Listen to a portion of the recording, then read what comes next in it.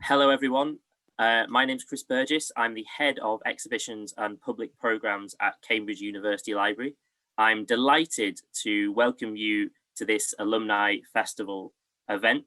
I'm joining you from the Cambridgeshire Fen, and there's currently a tractor going past every sort of 10 minutes. So hopefully I'll get to the end of this introduction before the tractor comes back again, but just to let you know that.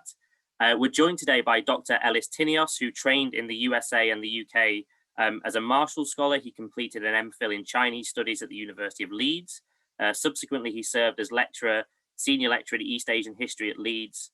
And in those years, his research shifted from the historian of ancient China to print culture in early modern Japan, with a special emphasis on the illustrated book, which is what Ellis is going to talk to us today about. After early retirement in 2002, it opened new opportunities for him to collaborate with colleagues in the UK and in Japan, and to teach and lecture in Europe, Japan, and the USA. Ellis is currently a visiting researcher in the Art Research Centre at Ritsumeikan University. So just a bit of housekeeping before we start. The webinar will have a Q&A, and please submit your questions during the webinar using the Q&A button at the bottom of the screen. And we'll do our best to address as many audience questions as possible. And also, you should have seen that the event is being recorded and will be uploaded onto either our Dear World, Your Cambridge YouTube channel or the festival website using SoundCloud. So that's enough from me. And Ellis, whenever you're ready. Yes, thank you. We'll get the slide going.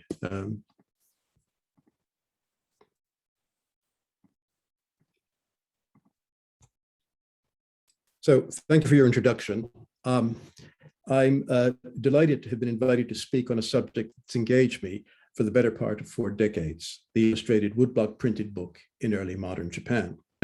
This is a large topic, one which encompasses works of fiction, including adventure stories for boys, historical romances, edifying tales, stories of daily life, and untrammeled erotica. It also encompasses poetry anthologies, school books, gazetteers and guidebooks, encyclopedias, self-help manuals, specialist handbooks, including medical texts and cookbooks, calligraphic and letter writing manuals, design manuals for the use of craftsmen, and copybooks for aspiring artists. Because of time constraints, today I will limit myself to the final category, copybooks for aspiring artists. Now, my screen hasn't frozen. This is just going to hold the screen while I give you some background information. The Union Catalogue of Pre-Modern Japanese Books lists well over 600 titles within this category of copybooks. They are the fruits of the commercialization and popularization of the practice of art in Japan in the course of the 18th century. By art, I mean brush painting.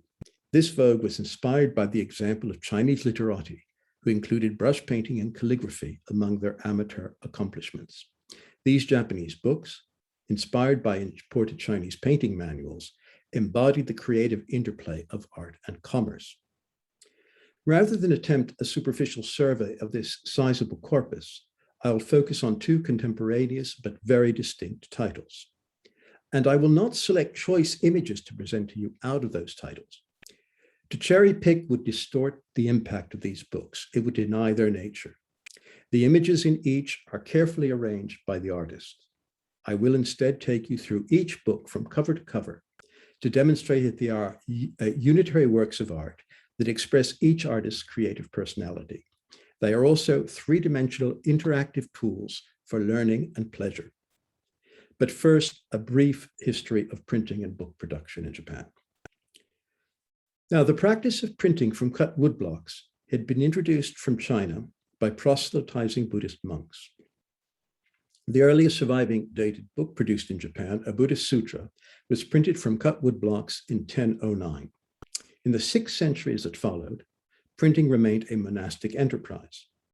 The monastic presses printed Chinese language texts. Japanese language texts were transmitted in manuscript through those centuries. Movable type arrived late in Japan, in the final decade of the 16th century, and it came from 2 sources: Europe via Catholic missionaries, and Korea as the spoils of war. Commercial publishing itself did not emerge in Japan until the opening decades of the 17th century, far later than it had done in China or in Europe. Initially, the newly established commercial publishers made considerable use of movable type of the Korean variety. By the 1640s, the industry had decisively rejected it in favor of printing from cut woodblocks.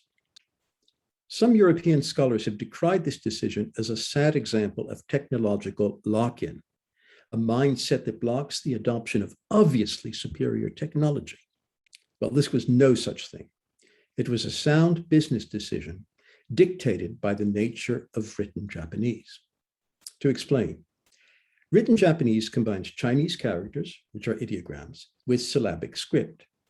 The syllabic scripts are easily learned. Learning Chinese characters requires much more time and effort. In addition, when used to express Japanese, the pronunciation of individual Chinese characters differs according to context. And this is not the case with Chinese. As a result, in the early modern period, there were a wide range of literacies, as Dr. Laura Moretti explains in her recent book, Pleasure in Profit, Popular Prose in 17th Century Japan. Publishers understood that in order to maximize potential markets for their books, and of course, maximize their profits, they needed to gloss many, if not all, the Chinese characters that appeared in the text they put into print. To achieve this, they employed parallel columns of reduced size syllabics. Here we have a line of Japanese printed from cut wood blocks, and you can see it's a combination of Chinese characters and syllabics. I've sidelined the syllabics in green on the left. The publishers then added reduced size syllabics to the right of the Chinese characters to indicate their pronunciation in this particular context. Now, including furigana in running text printed from movable type posed enormous technical challenges. The perceived need to provide these furigana was, I believe, the critical factor in the universal adoption of woodblock printing by the publishing industry. It was far simpler and more economical to print these complex texts from cut woodblocks, since anything that can be written or drawn on a sheet of paper can be cut into a block of wood and printed. That pragmatic decision, made in pursuit of the widest possible audience, in turn had a profound impact on the quality of the illustrations that appeared in Japanese books. The sinuousness of the scripts employed placed great demands on the block cutters. A block cutter who could cut such a text could cut anything into a printing block. As we see in these snippets taken from a wide range of book illustrations that were produced over a period of about a century. And the technology also allowed for the free, fluid integration of text and image on the printed page. But that is a subject I cannot explore today. Now let's turn to artist copybooks. These books consist of sequences of images created by artists expressly to replicate in woodblock print for replication in woodblock printed books. They are best described as works of art issued in multiples. The images in them are presented independent of any text, whether narrative or didactic. While these designs do not reproduce pre-existing works, they reproduce with great fidelity an artist's personal style. Any texts in these books are confined to laudatory prefaces written in an elegant or eccentric calligraphic hand, and occasionally there are brief captions in the image fields. In a highly competitive market, publishers assiduously and sometimes ruthlessly promoted their publications. Their blurbs assured potential buyers that if they purchased a particular title and copied its content, they would learn to paint in a fine style without the expense of paying a teacher. Occasionally, one encounters one of these books that shows signs of having been used in a studio. Most surviving copies are in pristine condition. This suggests that many were bought and appreciated for their images, that many, if not most publishers, had no utilitarian intent in mind. The way these books work becomes evident when we compare artist paintings with the images they produce for reproduction in copybooks. I have chosen 3 examples. The first is this large painting of a pair of cranes by Kawamoto Bunpo, a Kyoto artist. And here we see virtually the same scene from Bunpo's first large-scale copybook, Bogafu. And you can see that all the essential elements of his style are replicated in print in the book. My second example is a flower and bird picture by Cho Gesho, a contemporary of Bunpo's. And if we compare it with his Fuke Gasso, his great copybook, we can see once again that he has distilled the essential elements of his style and reproduced them segment by segment in the book. And the person using the book to learn would copy these particular elements and then think himself as to how he might best combine them in the format of the hanging scroll, if that's what he was going to paint. But you can see that to reproduce a full hanging scroll within the confines of the page of a book would reduce it to near illegibility. So you might even think of these images in the copybooks as blow-ups of a painting for you to be able to study them in detail. And my final example is this painting on silk by Yamaguchi Soken of Fuji Above the Waves. And that may be compared with a comparable scene from his collection of landscapes. But of course, the landscapes in his book are intended to represent idealized Chinese landscapes, so you can't have Fuji there. But you can see the waves in particular here, how there is that we can see the essential elements of Soken style captured in the book. Now, let's turn to the 2 near contemporaneous copybooks we'll look at in some detail now. The first is Kawamura Bunpo's Bogafu, Bunpo's album of paintings. It was published in Kyoto in 1807 by Yoshida Shinbei. Yoshida Shinbei was a major figure in the cultural life of that city, as well as a leading publisher of learned books. And then our second book today is Katsushika Huxai's Huxai manga, which was published in Nagoya by Erakuya Toshiro in 1814. Erakuya Toshiro was an enterprising local publisher with grand aspirations. Note that these titles contain the name of the artist responsible for the contents of the book. Publishers cultivated and played on the celebrity of artists.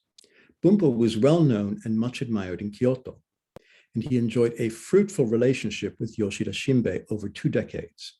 In all, he designed 8 substantial copybooks. Hokusai lived in Edo, present-day Tokyo.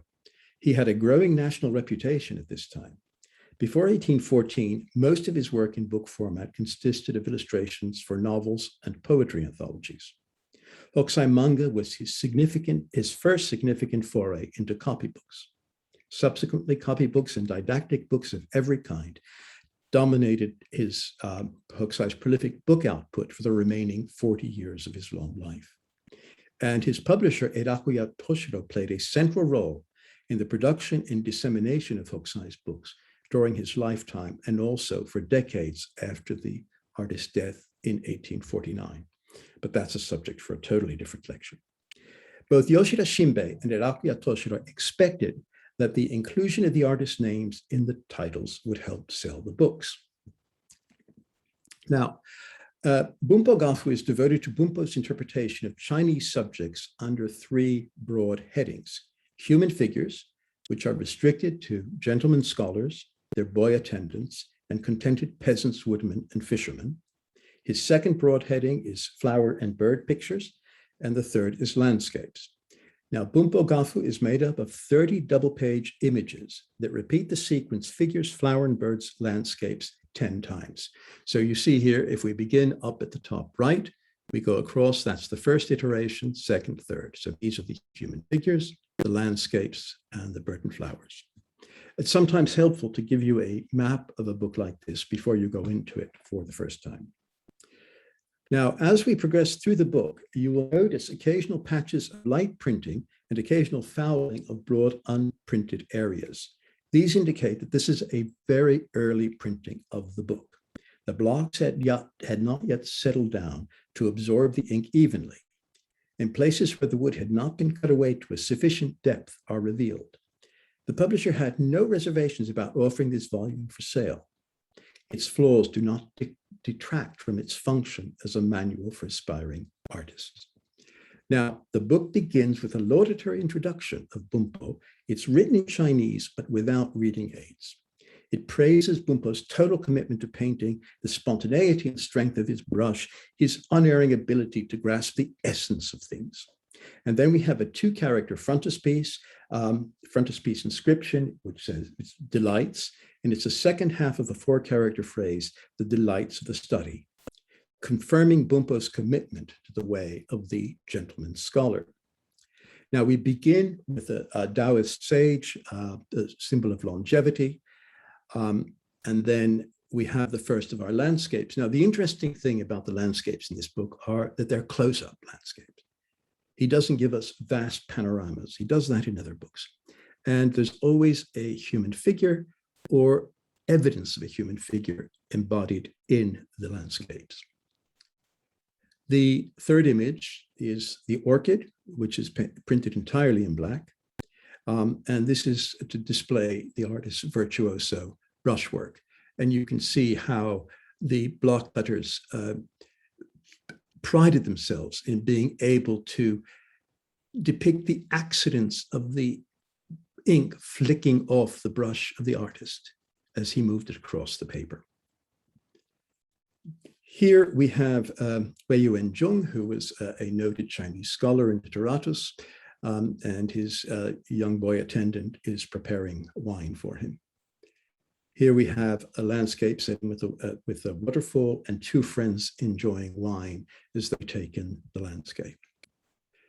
Another brush painting, this time bamboo, which once again was an opportunity for the artist to display the vigor of his brush.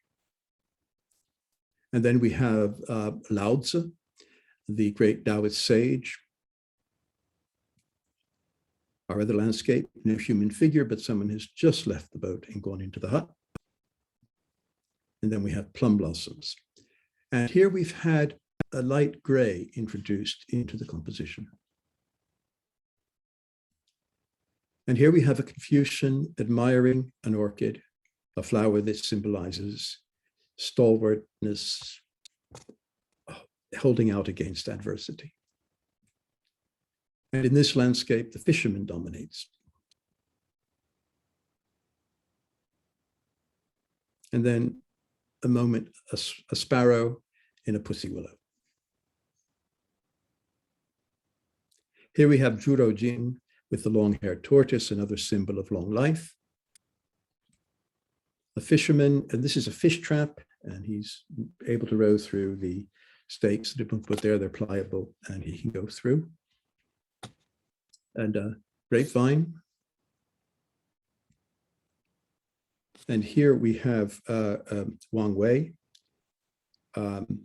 sitting, playing his zither, and there's a large cooler of wine in front of him. Here you can see the problem with the cutting away of the wood in the blank areas, and here the block has not taken the ink properly yet.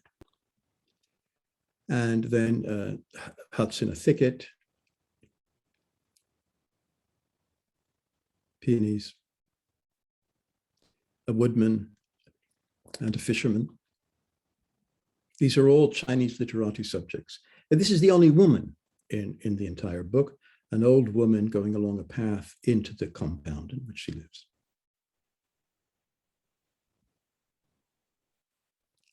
And we get a wasp here with the magnolia. A monkey trainer with an eager boy. A woodsman trudging home through the snow. Our crane, you've already seen this crane. And this is Dongfang Shuo. He was a historical figure who got a mythic life as well. And he's alleged to have stolen the sacred peaches, or the peaches of longevity, from the gods. And that is one of the peach that he stole. A tired peasant on an emaciated horse, trudging back to his village.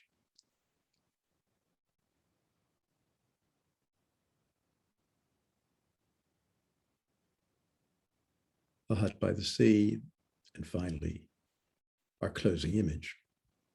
We then come to the colophon, and then, which you see gives us the date, the artist's signature and seal. Then we have an announcement here, and it tells us that we're going to get volumes 2 through 10 of this Bogafu. This is the first volume, and the rest are going to follow on. Then we have the name of the publisher and the distributor and a collector's seal. But quite interesting, here is the publisher's stock list that has been printed separately and sewn into this volume. And it tells us that it praises Bogafu within that square there. It tells us that it's a marvelous copybook, perfect for enthusiastic beginners in the study of the art of painting figures, flowers, and birds, and landscapes. The advert goes to a second page, and there's the book with its fine cover. Now we'll move on to Huxai manga. This was published in 1814 as a work complete in one volume. And here's a map of the book. It begins with an extended segment devoted to mankind, starting with demigods and then going through court nobles and Buddhist monks on to the common people. We then have a spread of mammals, of birds, of creepy crawlies, plants, sea creatures, and then we finish with a sequence of the components needed to make a good landscape. Now, this book was intended to stand as a single volume, and it begins with a preface, as was the norm, and it has in it who else of our artists can give such inspiration as Huxai?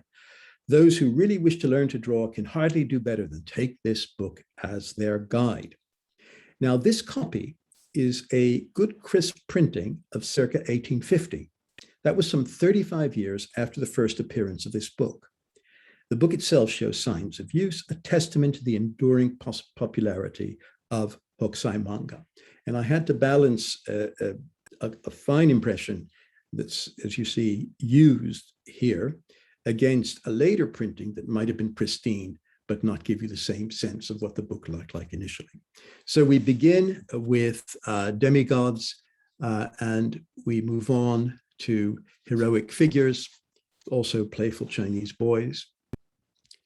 And then this is devoted to Zen adepts and monks. You can see them, various parables being illustrated, and then scenes in a Zen monastery. But then we go to the lives of the common people, and there's a lot of witty juxtapositioning of activities and actions here. So here we have fishermen pulling up their nets, but these two women are abalone divers, and we are to imagine them underwater while these two boys are playing on an anchor on the seaside. And then on this side, we have another juxtaposition between shipwrights and block cutters.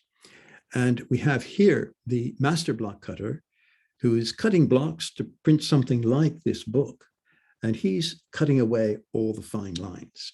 And this gentleman here with the protective goggles is cutting away the large areas of wood that are not to print. And he was the one that was a bit sloppy doing the Bogafu, where we saw the fouling of the open areas. Then we go back to the sequence in Gafu, where we have the making of mochi, of rice paste. And here they're drawing out dough for noodles, playing a game of court football by commoners. We have a street brawl, a bit of shiatsu going on here. You can go back again and again to these books and find other details in them. These are theatrical and entertainment. This is a scene from a kabuki play. We have puppeteers. We have a courtesan, gentleman being entertained by a geisha. Here we have a slightly different style for these court nobles. And then we have some ghost stories here. And maybe the woman is reading a ghost story. She's certainly engaged in a love letter.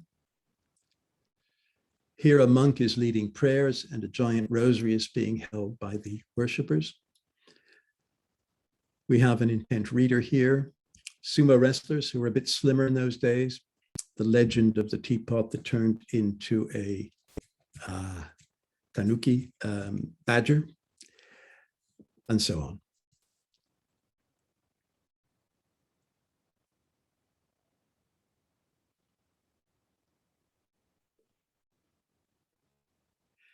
This is a bathhouse scene, ladies' day at the bathhouse, and the bathhouse attendant has his nose stuck in a book.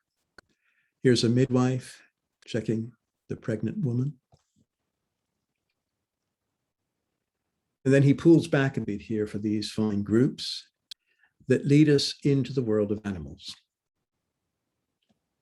So here's mammals, including mythic beasts, birds,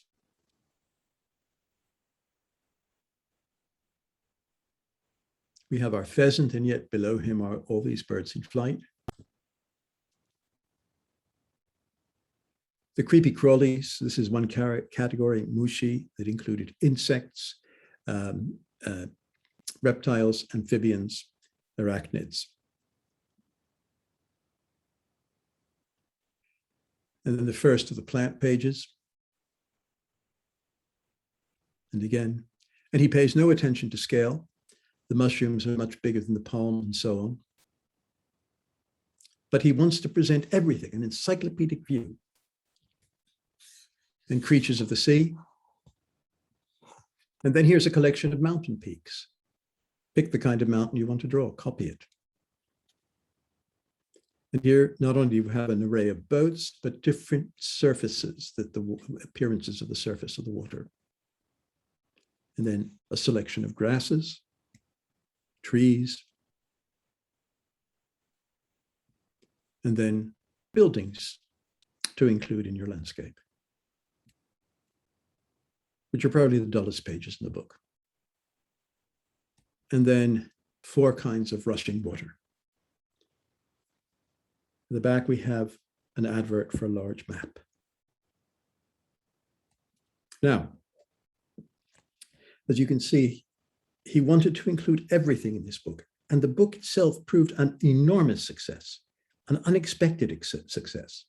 Within a year, the publisher Eirakuya Toshiro joined with a major publishing house in Edo, present-day Tokyo, to turn this standalone volume into the first of 10 Hokusai manga volumes. And that massive project was completed in 5 years. So we start in 1814 with complete in 1 volume. And it was to be published. It was published as one of a group of 3 titles by 3 distinct artists, all in similar format. The other 2 did not have the kind of success that Hokusai manga did. Then, building on that, we get the first group of 10 appearing between 1815 and 1819.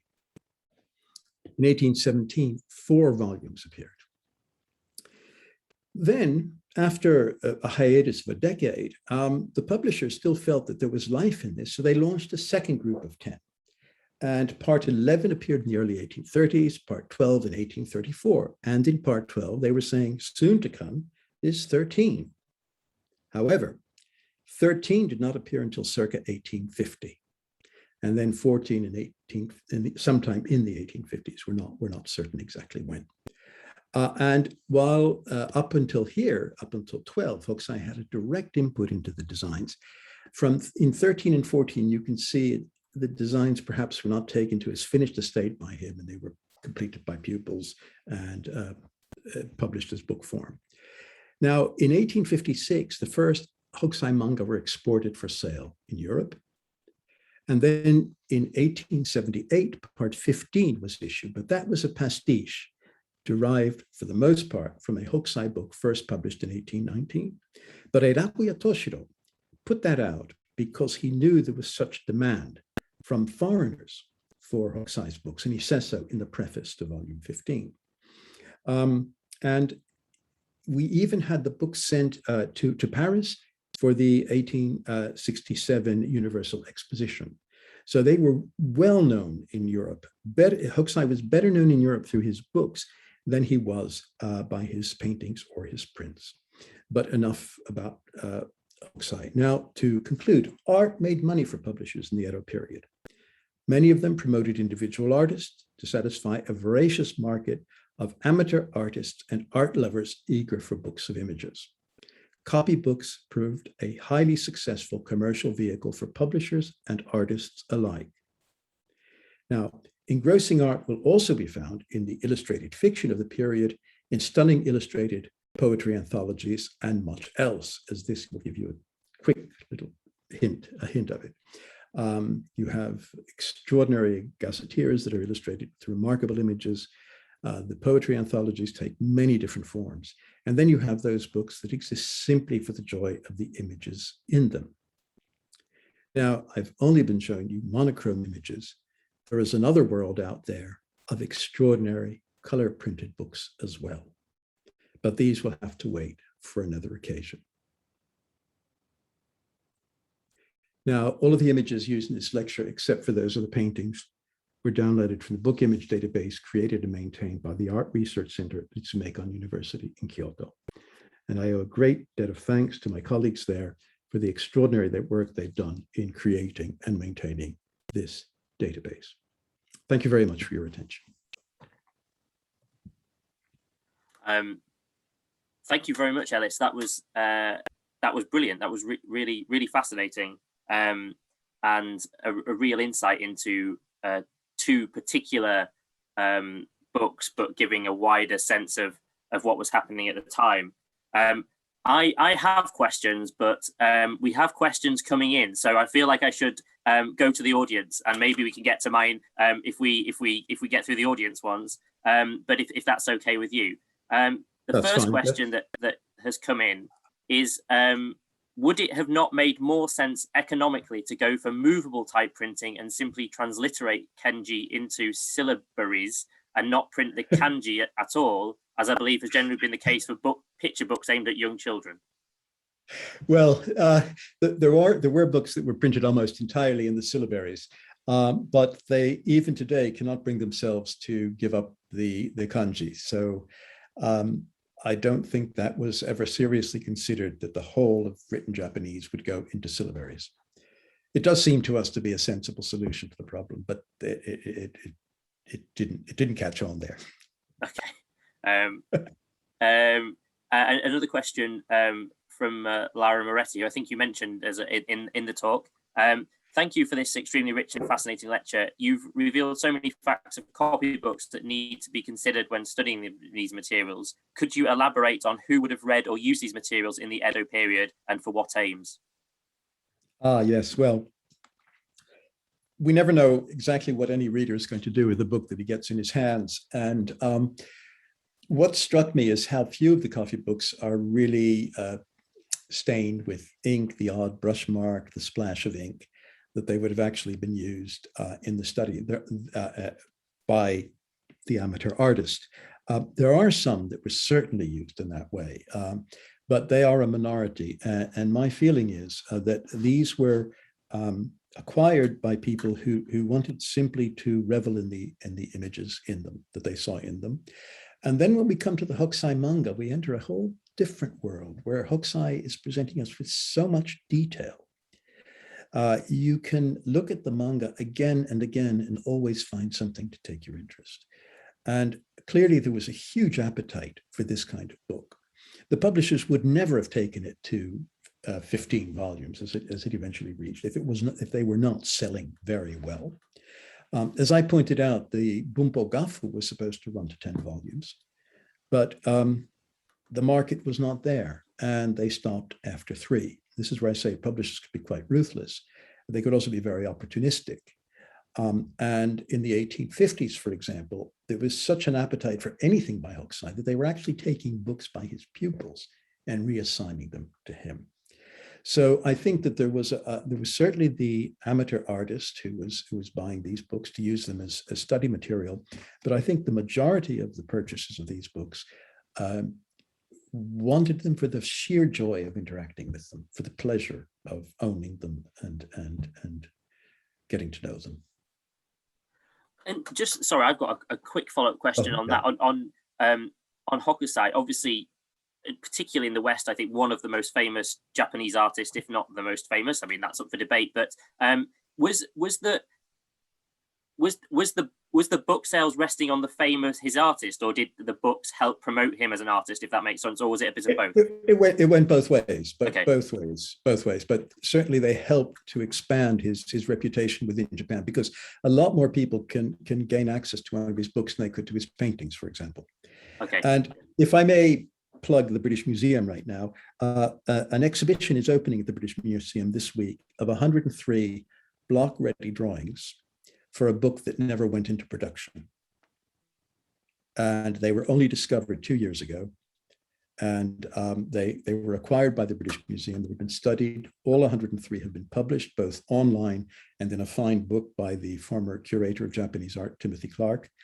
And they've put all the drawings on display from the end of September into January next year. And if you want to see that, what it was that the Blockcutters were working from to create the blocks, you can see it there. That's really interesting. And just, I have to ask a question from a non-Japanese expert at all. Can you just touch slightly on manga and what the word means and how I would understand this and what the difference is? Well, this is the many articles have been written on this, and the use of manga by Huxai and the present day manga, it's an unfortunate homonym is the best that I could say for it. He used it. I think the easiest way to translate Huxai manga is Huxai sketches. They're drawn from all over the place, random sketches. It's very hard to see continuity. I mean, you saw there's no narrative in the Hokusai manga that you saw, whereas present day manga, they have a narrative function. And I think just look at it as an accident and don't try to find a link between the two. Okay. That's a great explanation.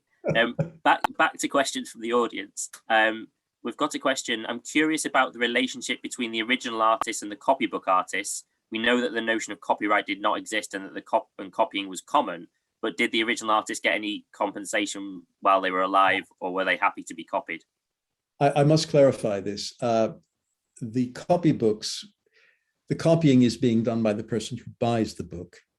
It's the artist whose name is on the cover who provided the block-ready drawings to the books that we looked at. So Bumpo created the block-ready drawings for Bogafu. Huxai, with the assistance of his pupils, created the block-ready drawings for the Huxai manga. Now, in the first 12 volumes of the manga, it stated that he was assisted by his pupils. They were co-editors. And it appears that they were the ones who kind of worked out the layouts on the page. And those that he trusted more may have done some of the block-ready drawing pages. But Hokusai was very concerned about the accurate representation of his line in print. And we have letters in which he complains that the Blockcutters misrepresented what he wanted to happen.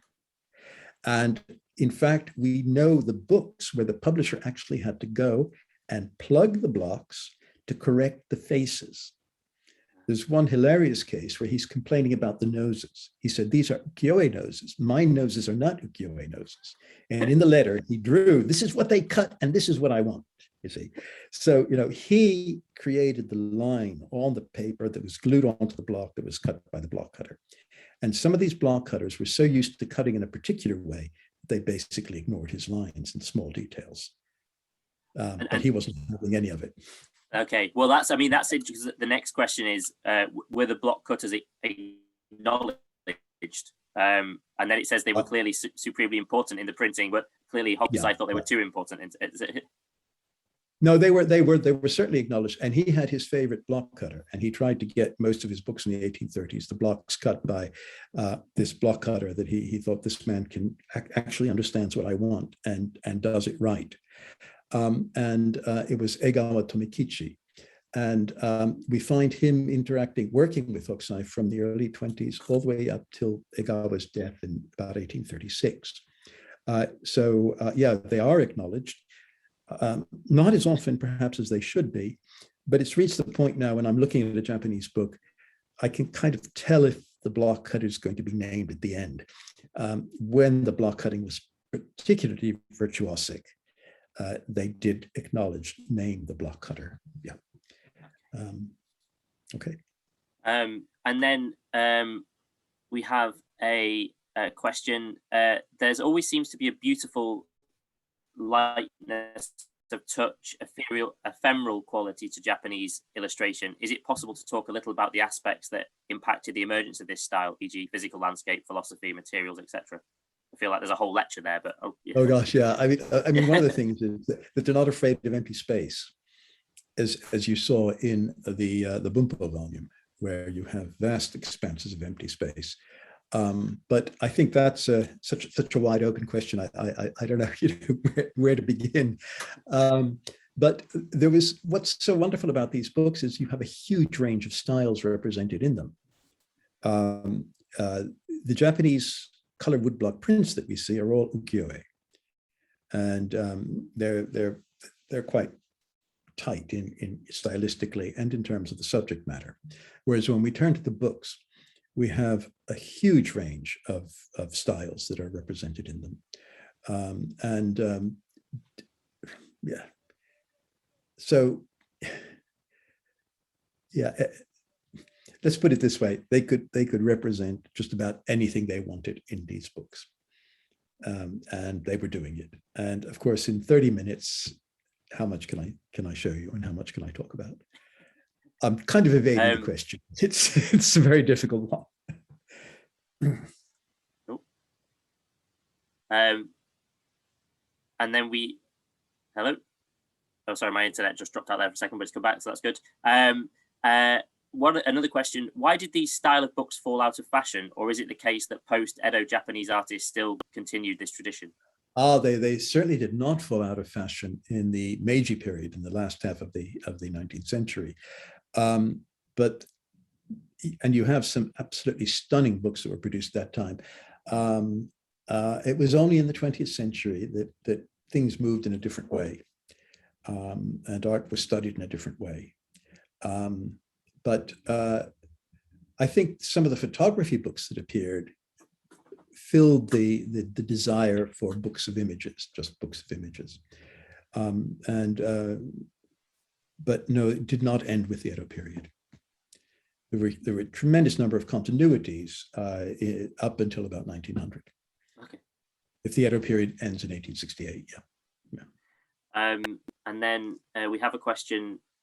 Was it possible to attain prestige or wealth by copying a famous artist well, or was it the copybooks, were they used mainly by sort of hobbyists? It was supposed to be a launching pad for you, that you learn by copying your master, and then the great artist would then be able to surpass his master ultimately. So that was the idea. You learn by copying. And so to say that you got particular fame because you copied somebody very well is not quite the way it would have worked. You would gain fame because of your own mastery in the idiom that your teacher had developed, and you may be taking it further. Now, Huxai had pupils, but none of them achieved anything like he did in terms of reputation. You can appreciate their books. So you can appreciate their books when you see them. Yeah. But they just don't have the same spark in them. Yeah. That's interesting. Another question. You showed snippets of Backmatter in these books. Can you tell us a bit more about their contents and their role in the business of books? Yes. Backmatter. That's it. I spent many hours with Backmatter. There are two kinds of Backmatter. The colophons are usually, of course, it varies by genre, but what we've been looking at, the colophon is usually an integral part of the book block. And it will tell you the year, the name of the artist, the date that the work was completed. Now, then you get the publisher and the distributors. And you also get a date, sometimes different from the date that the artist finished the work, which we call the date of production, which is when the blocks were cut. Now, the maddening thing is that these blocks might be used for 50 or 60 years, but the date on the colophon was never modified. It was always the date when the blocks were cut that were used to print the book. Nonetheless, it's very useful to see, for example, how the names of the publishers were changed in the colophon as the blocks moved, sometimes even to a different city. So a lot to be gained from studying the colophons. And then you get the publishers' lists that were printed separately and inserted at the back of the book, sewn in at the back of the book. It could be just one page that was glued on the inside back cover, or it was 2 pages like we saw in the Bogafu, or it could run to 14 pages bound in there. And these are a very valuable source to us because they give us blurbs where they tell us what they thought the intended use of the book was, the publisher's view of the use of the book, and whether more volumes were going to be produced. And we can also see books that are advertised that never appeared. This is very common. We have whole lists of books that were never published but advertised or intended. Yeah. So the Backmatter is a very rich source of information in the study of books. By the way, there are no title pages in any of these books. There are no title pages. We do not have a title page, so there is no standard place you can go to get bibliographic information.